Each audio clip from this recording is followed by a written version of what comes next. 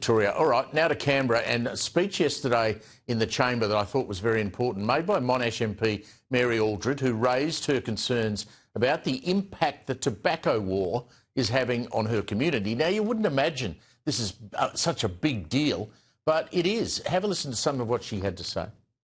Inverloch has an illegal tobacco and vape outlet in town. I've had local residents reach out to voice their concerns. Despite being raided by federal authorities just days ago, this outlet continues to allegedly sell vapes to children. Illegal tobacco is putting all Australians at risk. It's about time the federal government and this minister got serious about addressing it. Look, I've talked to Mary about this before, and I'm pleased to say she's back with us. I mean, Mary, the law is there. Why is it not being enforced? Great to be back with you, Steve, and always good to follow Danny O'Brien, another passionate Gippslander as well. We have got a serious problem with illegal tobacco in this country, and I think the reasons are threefold. One, the excise tax is too high. It's acting as an incentive to drive people to the black market. Two, we need to get serious about law enforcement, and this is where your question comes in about the Victorian government. They've set up 14 inspectors to cover the whole state through the tobacco agency, but they can fine people and not shut down shops, which is what they should be doing. Well, when you say they've got 14 inspectors, I mean, it's worse than that. They've got to work in pairs. So there's 7 groups of 2 covering the whole state to try and shut down a multi-billion-dollar industry run by offshore criminals.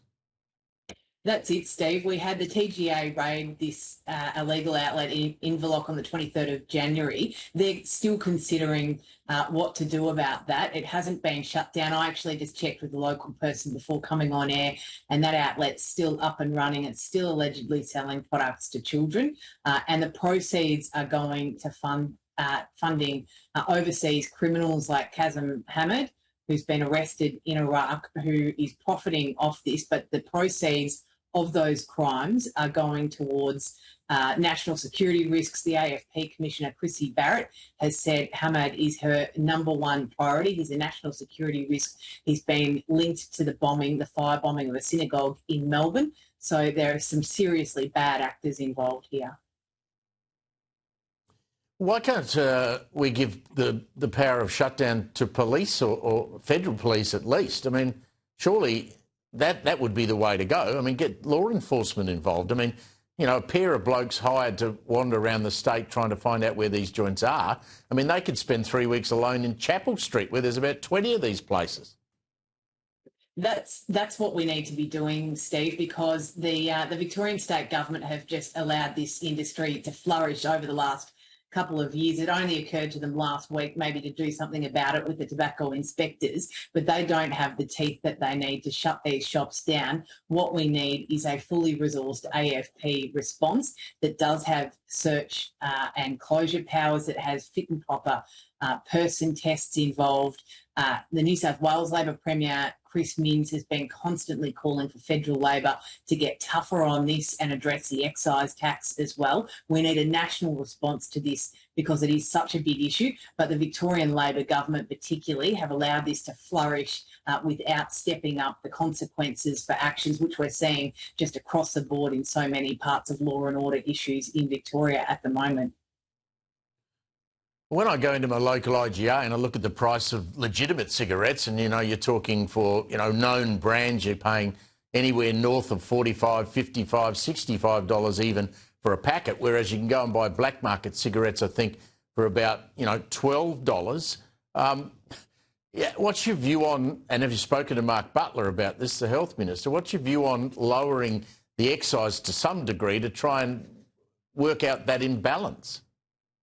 The excise tax, you know, has increased by about 282% since the Rudd government in 2013 started to increase it by about 5% year on year. A few years back, you could certainly make the argument that the price increases acted as an incentive to quit smoking, but now it's gone well beyond that. And as you say, it's driving people to the black market to get those $12 pack of cigarettes. If you're looking at a legal pack of cigarettes, and there's a lot of retailers now that are just saying we're not going to sell them because of the risks of having their staff assaulted or being firebombed or ram raided, as has happened in my electorate.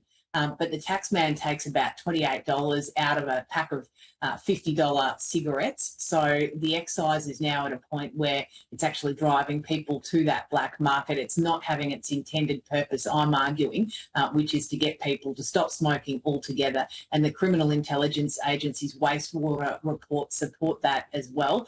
They say they've found that people have increased smoking rates with the nicotine in the wastewater in the last year than was the case about 8 years ago. Just before you go, I saw you in question time a couple of times this week. I mean, it looked a bit lonely up the back there. When's this coalition going to get itself put back together again? Well, we've got to be putting our best effort forward. I'm a strong coalitionist. I think that it is a tough time at the moment to be the opposition, but we will get through that. It's an extremely bad government doing a really bad job. We've got inflation up, we've got unemployment up, we've got interest rates up. People in my electorate of Monash are telling me it's never been harder to run a business, it's never been tougher to raise a family locally. And young people in my community are saying it's never been more difficult for them to get a shot at getting ahead in life. So we desperately need a change of government, and we need everyone in our team firing everything they've got at the government to hold them to account. Good on you, Mary. Thank you. It's always a pleasure to catch up. Mary Aldred there. And that tobacco issue is just